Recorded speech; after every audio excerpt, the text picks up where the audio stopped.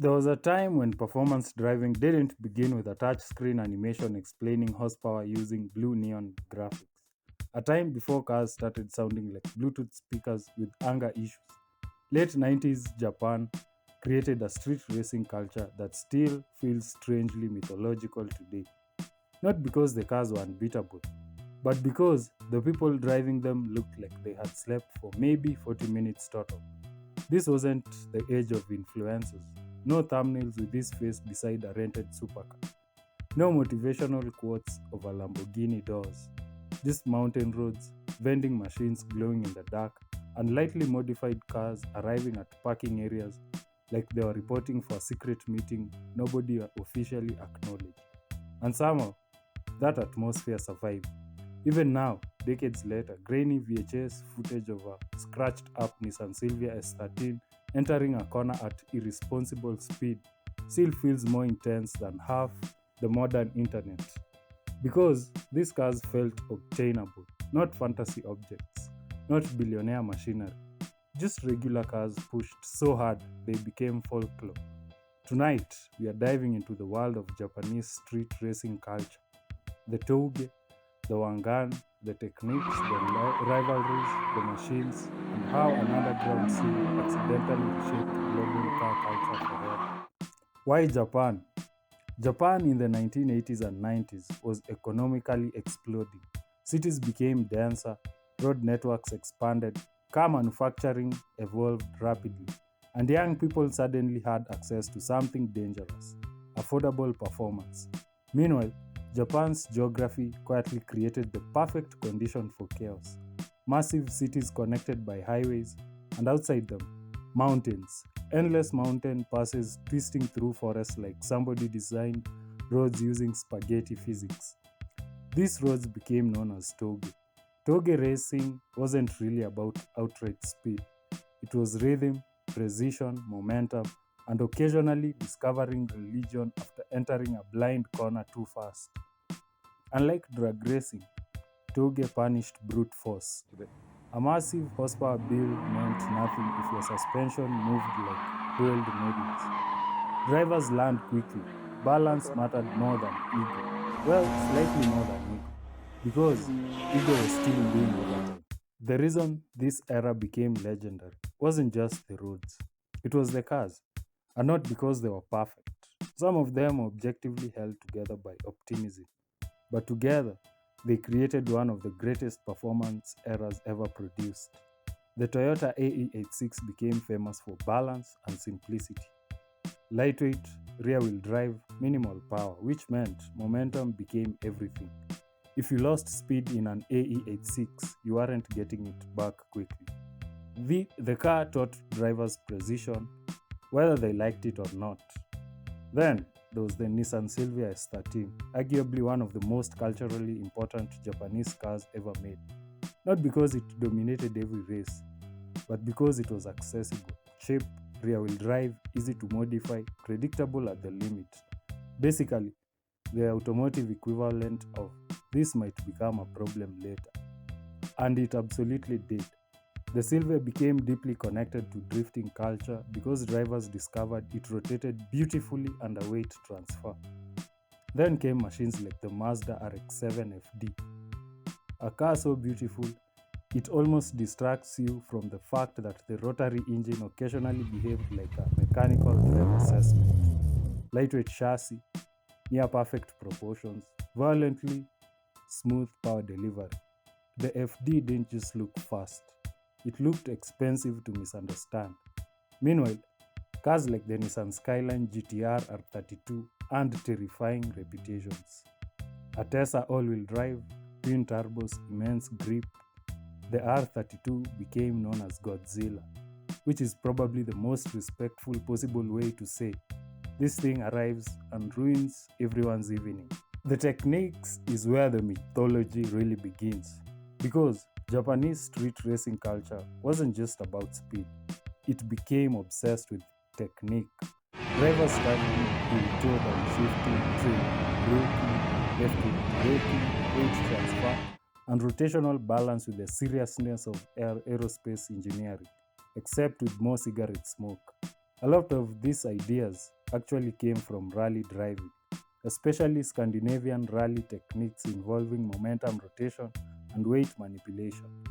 Touge drivers adapted these concepts for asphalt mountain roads, and eventually, drifting evolved from that ecosystem. This is important. Drifting didn't originally exist as a tire smoking social media performance.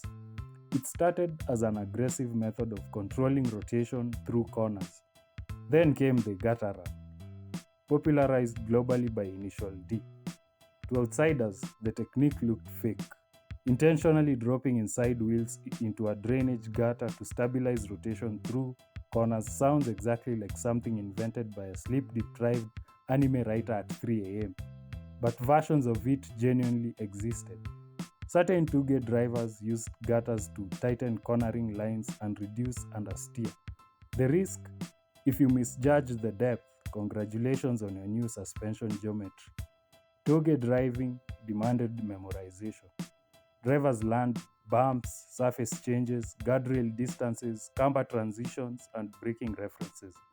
At high level Touge driving, people weren't reacting anymore.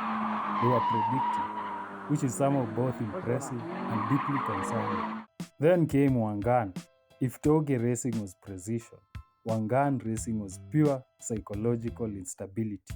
The Wangan referred to Tokyo's Beisho highway system. Long straights, high speed sections, midnight runs. This scene focused on maximum velocity, not 120 kilometers per hour, not 200.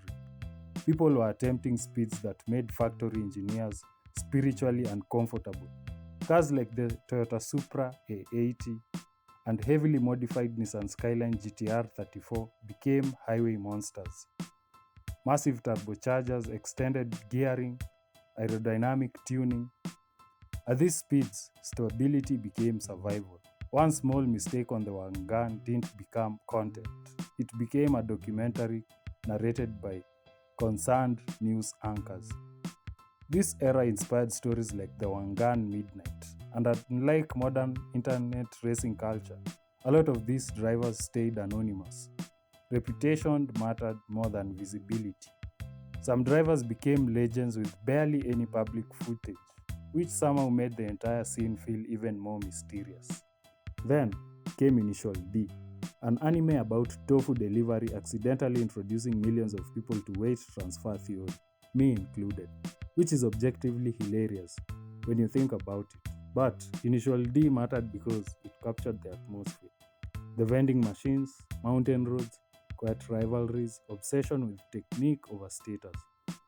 It exaggerated reality, yes, but it didn't invent the culture.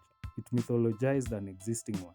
And suddenly, people worldwide became obsessed with Japanese tuning, drifting, Touge racing, and cars they had never previously cared about. Entire generations discovered the Toyota AE86 through this series, which is incredible considering the AE86 originally looked like somebody's reliable grocery transport.